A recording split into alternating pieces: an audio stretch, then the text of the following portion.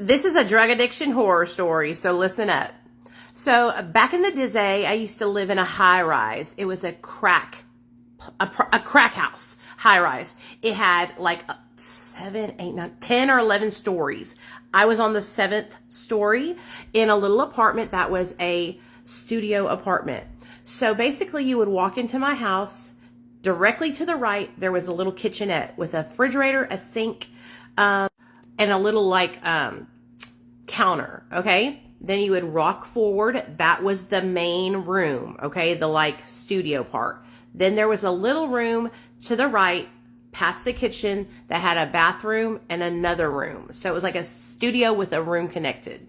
And so I had my little air mattress on the floor in the main room with my TV set up and all that good stuff. And this other room was just basically where I would get dressed, come out of the bathroom, my towel, everything like that.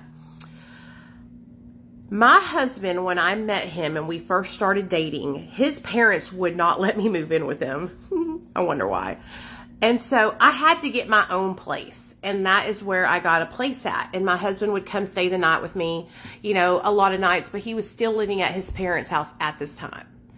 I had a job working for this company. It was a restaurant called Cajun's Wharf. And when I tell you guys, I was slanging at that fucking job. I would make like $300, $400, $500 a night at that job.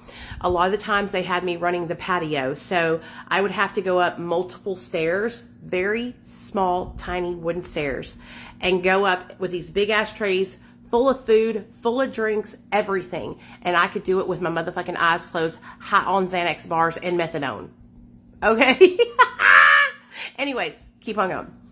One night I had made a lot of money. So my husband was staying at his parents' house. He didn't want to come stay the night that night. So I rang up my next door neighbor, Joe.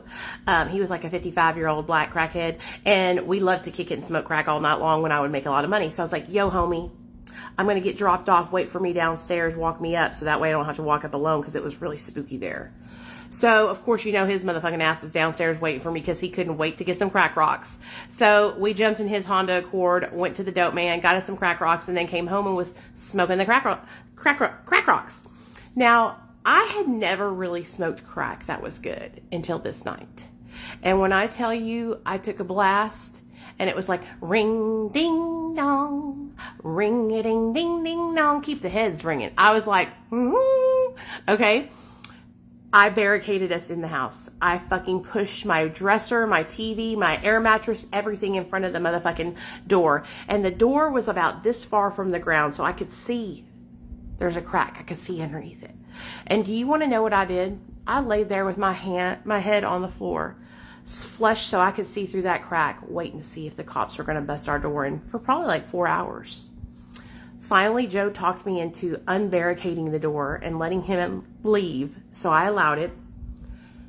And I went ahead and I took a bunch of methadone and a bunch of Xanax. And I proceeded to basically go into a nodded state where I was half nodded, half awake. But all you could see when you would come and look at me were the whites of my eyes because my eyes would roll back. And I did that for like 12 hours, walking around in my house. Well, it was like midnight, and I had opened my door, and I was naked as a jaybird. And I came out into the hallway, then back into my door, walked around the perimeter of the room, and then walked into the wall. And coming out of the wall was this big box. It looked like it might have used to be an air conditioning unit that you could move the dial, or maybe an alarm box. But I ran smack dab into it. I don't know where it hit, if it was here or here, but it hit me hard enough. I hit it hard enough to fall out naked on my floor. Thank God Crackhead Joe and his cousin were awake, because they had passed by my apartment and there I was, naked as a jaybird on the floor. They picked me up, put me in my air mattress, covered me, and shut the door, sat in the little recliners I had. I had 2 little old recliners, all nasty and rickety, and they smoked their crack-a-lacka until I woke up, watching over me. So, a lot of people will say, oh, so these people will take advantage of you, they'll hurt you. There are good people out there in the world who struggle with a drug addiction, who, when they see you hurting, they're not going to hurt you. you know, and that's what Joe and his cousin did for me. I could always count on them to come up, walk me up from downstairs, because it was really, really sketchy where I lived. Okay, and I was beautiful, I was young, I was fit, I just had a problem with drugs, you know? And so these two men would look after me. And next door, Joe actually lived with his wife. Her name was Mrs. Pat. And Mrs. Pat would look after me and bring me fried chicken and greens. Sorry about that. I was just getting a little emotional.